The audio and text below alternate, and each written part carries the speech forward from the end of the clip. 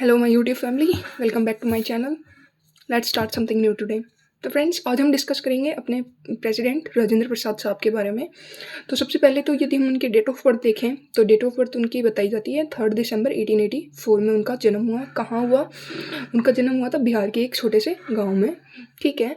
फिर यदि हम बात करें उनकी फैमिली की, तो उनके पिताजी का नाम महादेव सहाय जी है और उनकी माताजी का नाम है कमलेश्वरी देवी जी और उनकी पत्नी का नाम है राजवंशी देवी। ठीक है।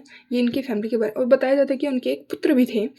यदि हम इनके प्रोफेशन की बात करें तो बाय प्रोफेशन ये एक लॉयर भी थे।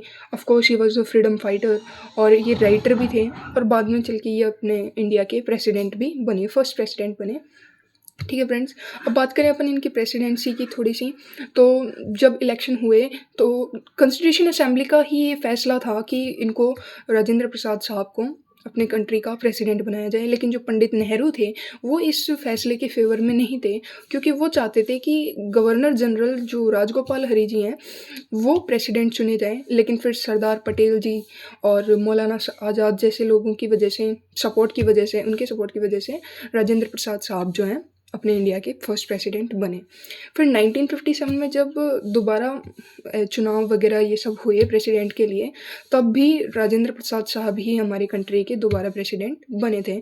इनके क्लोजेस्ट राइवल की यदि अपन बात करें तो इनके क्लोजेस्ट राइवल रहे थे केटी शाह जी, जो कि सपोर्ट किए गए थे ओपोजिशन पार्टी द्वारा। ठीक है।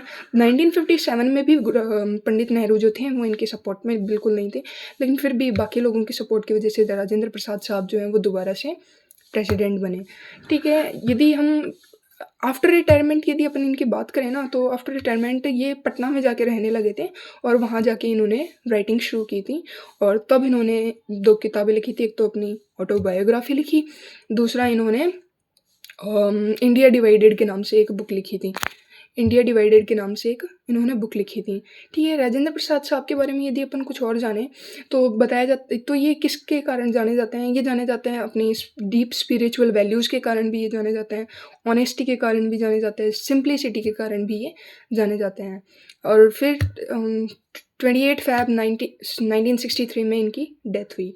तो आज के वीडियो में हम देखेंगे इतना ही। नेक्स्ट मिलते हैं कुछ अनदर फैक्ट्स से साथ आपको जल्दी। Okay friends.